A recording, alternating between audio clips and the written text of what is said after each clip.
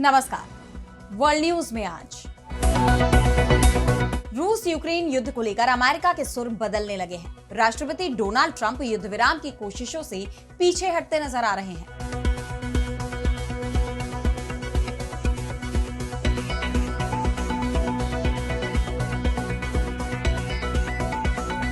रूस यूक्रेन युद्ध खत्म होने की बजाय और तेज होता दिखाई दे रहा है। रूस को चीन की तरफ से पूरा समर्थन मिल रहा है। दोनों देशों ने संयुक्त रूप से अपनी पनडुब्बियां पानी में उतार दी, जिसे लेकर अमेरिका की चिंता बढ़ती दिखाई दे रही है। इसके साथ ही राष्ट्रपति ट्रंप के रुख में भी बड़ा बदलाव नजर आ रहा है। तो रूस के साथ आया चीन, अमेरिका के बदले सुर, इस पर हम करेंगे विस्तार से चर्चा। लेकिन आइए जरा उन खबरों को भी देख लें जिन पर आगे होगी बात। टैरिफ के अपने फैसले पर घिरे राष्ट्रपति Trump, house foreign affairs committee बोली, ये सारी कोशिश यूक्रेन के बारे में है ही नहीं। वहीं ट्रंप के शीर्ष सलाहकार ने भारत को दी धमकी। इजरायल ने ईरान पर हमले का तैयार किया ब्लूप्रिंट। ईरान बोला जंग लड़ने के लिए पूरी तरह से तैयार। उधर आईएईए की टीम पहुंची ईरान। शेख हसीना को बांग्लादेश वापस लाने की हो रही कोशिशें। आगामी चुनाव को लेकर बीएनपी की बढ़ी चिंता। पार्टी महासचिव ने चुनाव रुकवाने की साजिश की जताई आशंका। और चलते चलते में देखेंगे, पृथ्वी की तरफ बढ़ रहा एक विशाल उल्कापिंड क्या धरती से होगी टक्कर। इन सभी खबरों पर हम विस्तार से करेंगे बात, लेकिन पहले एक नजर हेडलाइंस पर। पाकिस्तानी सेना ने अफगानिस्तान में बोला हवाई हमला। टीटीपी को निशाना बनाने का दावा। तालिबान के साथ जंग छेड़ने की आशंका। ग्रीनलैंड में अमेरिका की बड़ी साजिश का खुलासा। सरकार के खिलाफ विद्रोह फैला रहे थे 3 एजेंट। अमेरिकी दूत को डेनमार्क ने किया तलब। भारत श्रीलंका में बढ़ सकता है तनाव। टीवी की प्रमुख विजय थलपति ने मोदी सरकार से की कच्चातीवू द्वीप वापस लेने की मांग। दिशानायक की सरकार बोली कच्चातीवू श्रीलंका का हिस्सा है और रहेगा।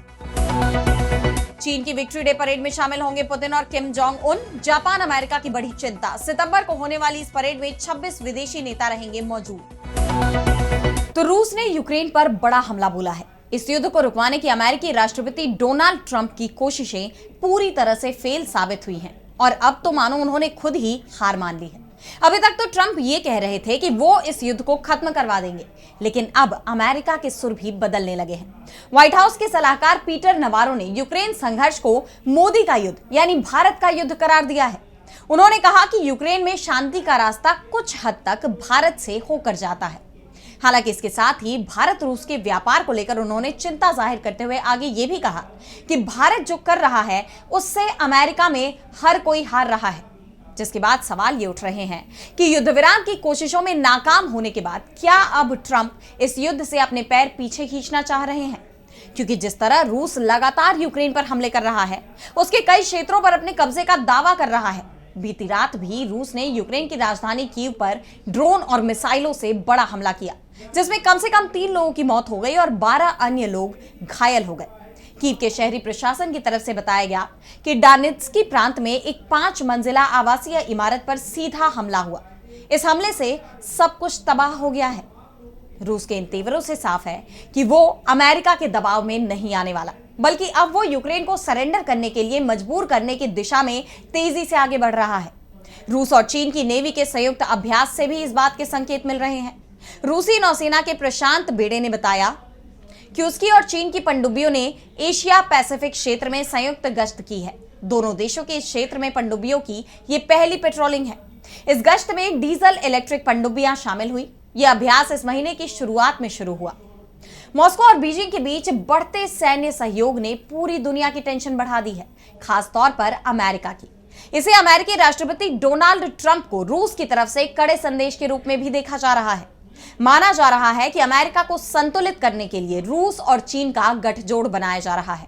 दोनों ही देशों ने ये संकेत दिए हैं कि आने वाले वक्त में इस तरह के संयुक्त अभ्यास, ये सैन्य सहयोग और बढ़ने वाले हैं। रूस अपनी नेवी की ताकत को और बढ़ाने की कोशिशों में जुटा हुआ है। रूस ने परमाणु ऊर्जा से चलने वाली पनडुब्बियों को तैनात करने के लिए सुदूर पूर्वी नौसैनिक अड्डे का आधुनिकीकरण भी किया। यानी एक बात तो तय है कि अब अमेरिका की धमकियों का रूस पर कोई असर नहीं पड़ने वाला।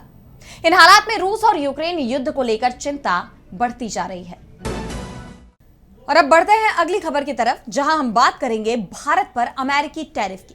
तो जैसा कि आप जानते हैं कि भारत पर अमेरिका ने 50% टैरिफ लगाया है, जो बीते दिन से लागू भी हो गया है। अमेरिकी राष्ट्रपति डोनाल्ड ट्रंप के टैरिफ ने भारत और अमेरिका के रिश्तों को काफी खराब दौर में पहुंचा दिया है। अमेरिका भारत पर रूस से व्यापार खत्म करने का दबाव बना रहा है, तो भारत भी उसके आगे झुकने को तैयार नहीं है। ऐसे में दोनों देशों के बीच तनाव बढ़ता जा रहा है। भारत के रुख को देखते हुए अब अमेरिकी राष्ट्रपति डोनाल्ड ट्रंप के शीर्ष सलाहकार केविन हेसेट ने सख्त चेतावनी दी है। उन्होंने कहा कि अगर भारत नहीं झुकता है तो राष्ट्रपति ट्रंप भी नहीं झुकेंगे। नई दिल्ली के साथ रिश्ते काफी जटिल है। अमेरिका के उत्पादों के लिए अपना बाजार खोलने में भारत अड़ियल रवैया अपना रहा है। अगर नई दिल्ली ने अपनी जमीन खोलने से इनकार कर दिया तो राष्ट्रपति ट्रंप अपना रुख और सख्त कर सकते हैं। यानी अमेरिकी टैरिफ के आगे भी जब भारत नहीं झुका तो अब अमेरिका की तरफ से धमकियों का सिलसिला एक बार फिर शुरू हो गया है। लेकिन ट्रंप के इस फैसले को लेकर अमेरिका ही दो गुटों में बटा हुआ दिख रहा है।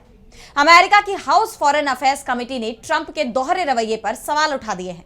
कमेटी ने राष्ट्रपति ट्रंप की विदेश नीतियों पर करारा हमला बोलते हुए कहा कि ट्रंप भारत पर टैरिफ लगाकर उसे निशाना बना रहे हैं, जिससे अमेरिकियों को नुकसान पहुंच रहा है और इस प्रक्रिया में अमेरिका और भारत के संबंधों को भी नुकसान पहुंच रहा है।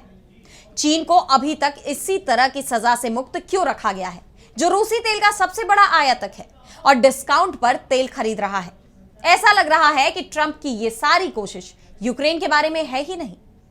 यानी अमेरिकी हाउस ऑफ रिप्रेजेंटेटिव्स की एक स्थायी समिति ने ही ट्रंप के फैसलों पर सवाल खड़े कर दिए हैं, उनकी मंशा पर सवाल उठाए हैं, जिससे ट्रंप अपने ही देश में घिरते नजर आ रहे हैं। दरअसल अमेरिकी राष्ट्रपति डोनाल्ड ट्रंप का आरोप है कि भारत रूस के साथ तेल व्यापार कर रहा है, जिससे रूस को यूक्रेन युद्ध के लिए फंडिंग हो रही है। इस युद्ध को खत्म करने के लिए भारत को व्यापार बंद करना होगा, जिससे रूस पर आर्थिक दबाव बनाया जा सके। लेकिन भारत तो पहले ही ट्रंप के आरोपों को खारिज करते हुए यह साफ कर चुका है कि वो किसी के दबाव में नहीं आएगा। यहां तक कि भारत में यूक्रेन के राजदूत ने भी रूसी तेल खरीद को भारत की संप्रभुता का मामला बताया है और यह कहा कि यूक्रेन की तरफ से इसके लिए कोई दबाव नहीं बनाया जा रहा। यानी अपने फैसले पर अब ट्रंप बुरी तरह से घिर गए हैं। ऐसे में क्या वो बैकफुट पर आएंगे या भारत और अमेरिका के रिश्तों में कड़वाहट बढ़ने वाली है, ये देखने वाली बात होगी। और अब अगली खबर में बात होगी ईरान और इजरायल के बीच चल रहे तनाव की। तो इजरायल ने ईरान पर हमले का ब्लूप्रिंट तैयार कर लिया है। ईरान की खुफिया एजेंसी को इसकी खबर भी लग चुकी है। ईरान के विदेश मंत्री अब्बास अराक्ची ने ऐलान भी कर दिया है कि ईरान इजरायल से एक और जंग लड़ने के लिए पूरी तरह से तैयार है। इस बार ईरान का पलटवार और भी जबरदस्त होगा। इस बीच खबर यह भी आ रही है कि ईरान का एटमी मिशन शुरू हो गया है। रिपोर्ट के मुताबिक ईरान रूस और चीन की मदद से अपने परमाणु कार्यक्रमों को आगे बढ़ा रहा है। यह भी कहा जा रहा है कि ईरान ने अपना संवर्धित यूरेनियम किसी गुप्त जगह पर भेज दिया है और उसके बाद उसने संयुक्त राष्ट्र की परमाणु निगरानी संस्था अंतरराष्ट्रीय परमाणु ऊर्जा एजेंसी यानी IAEA को ईरान आने की इजाजत भी दे दी। अब खबर यह आ रही है कि IAEA ने ईरान में अपना अभियान दोबारा शुरू कर दिया है। ईरान ने इजरायल के साथ हाल ही में हुई जंग के दौरान एजेंसी के सभी निरीक्षकों को अपने यहां से निकाल दिया था।